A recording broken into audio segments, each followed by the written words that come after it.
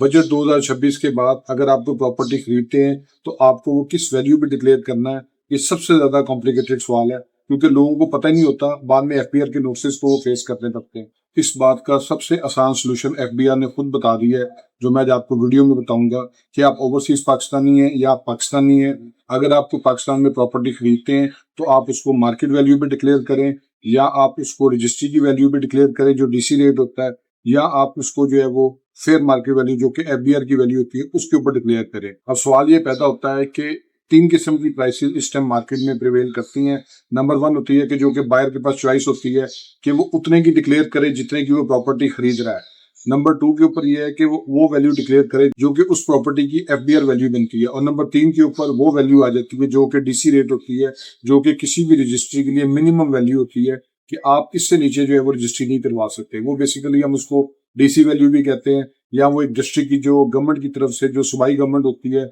उसकी तरफ से जो जारी की जाती है, ये वो होती है। लेकिन इसमें कानून बड़ा वाज़ेह है, ये आप अपनी स्क्रीन के ऊपर देख सकते हैं। एफबीआर ने क्लियरली मेंशन कर दिया है कि अगर एक बायर प्रॉपर्टी खरीदता है तो उसने जो 236 के का टैक्स पे करना है, यानी कि जो कि उस प्रॉपर्टी की वैल्यूएशन है जिसको एफबीआर कंसिडर करता है, वो उसने फेयर मार्केट वैल्यू के ऊपर पे करना है। फेयर मार्केट वैल्यू एक ऐसा रेट है जो कि एफबीआर की तरफ से जारी किया जाता है, और वो हर प्रॉपर्टी को लेके है। यानी कि कोई भी शख्स अगर प्रॉपर्टी खरीदता है तो डीसी रेट तो होता है, एफबीआर रेट भी होता ही है। और अगर एक बायर ये ऑप्शन ले लेता है कि मैंने इस प्रॉपर्टी को इस चीज पे डिक्लेयर नहीं करना है, कि मैं अगर एक प्रॉपर्टी ज्यादा मालियत की परचेज कर रहा हूँ, मैंने उसको कम वैल्यू पे रखना है, तो डीसी और एफबीआर रेट में से उसको मिनिमम एफबीआर रेट सेलेक्ट करना पड़ेगा। उसकी वजह यह है कि अगर वो एफबीआर रेट के हिसाब से 236 के टैक्स पे कर देते तो फिर उसने जितनी मर्जी की प्रॉपर्टी ली है, इसकी रजिस्ट्री जब पास हो गई है तो उससे इस बारे में क्वेश्चन नहीं किया जा सकता। इसी तरह सेलर के लिए आप स्क्रीन के ऊपर देख सकते हैं, तो 236C का जो उन्होंने टैक्स लगाया है,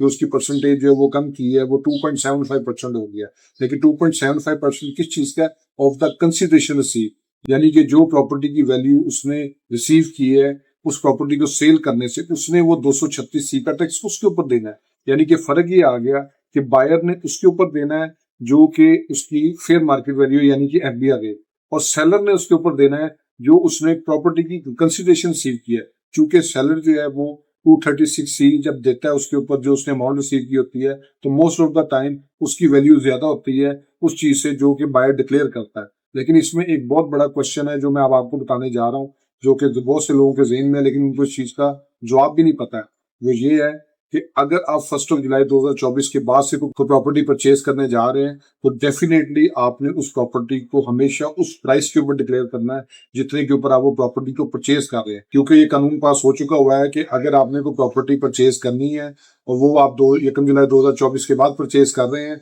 तो उसको आपने जब भी सेल करना है तो आपकी सेल प्राइस और परचेज प्राइस के बीच में जो फर्क है, उस फर्क के ऊपर आपने जो है वो इनकम टैक्स भी पे करना, और वो फ्लैट 15% है फाइलर्स के लिए। और इसके साथ वो जो 236 का टैक्स आपने पे किया होगा, या 236 आपने जो पे किया होगा, अगर वो सेम ईयर में भी है, तो आपने इसको जो है वो एडजस्ट करने के बाद बकाया पेमेंट जो है वो आपने जो as in the form of tax जो है वो पे करनी है गवर्नमेंट को। तो इसलिए बायर जब भी कोई प्रॉपर्टी परचेज करे, वो हमेशा उसको उस वैल्यू के ऊपर डिक्लेयर करे जो उसकी एक्चुअल प्राइस है, ना कि वो इस तरह का काम करेगी कि मैं इसको डीसी रेट पे करा लूँ, मैं इसको फेयर मार्केट वैल्यू पे करा लूँ। बेशक उसने फेयर मार्केट वैल्यू पे टैक्स जरूर देना है, लेकिन लॉ ये भी कहता है कि विच एवर इज हायर। तो हायर में यही है कि जो उसका जो एग्जैक्ट जो है वो उसकी परचेज प्राइस बनती है, वो उसके हिसाब से जो है वो डिक्लेयर करे। इसी तरह जो सेलर है वो अपनी तमाम पेमेंट जो है वो डिक्लेयर करे, क्योंकि अगर उसका होल्डिंग पीरियड वाला मामला नहीं है तो फिर डेफिनेटली उसकी सारी इनकम जो है वो क्लियर है, उसके ऊपर उसने मजीद कोई टैक्स नहीं पे करना। लेकिन अगर वो प्रॉपर्टी उसकी 1 जुलाई 2024 के बाद की परचेज की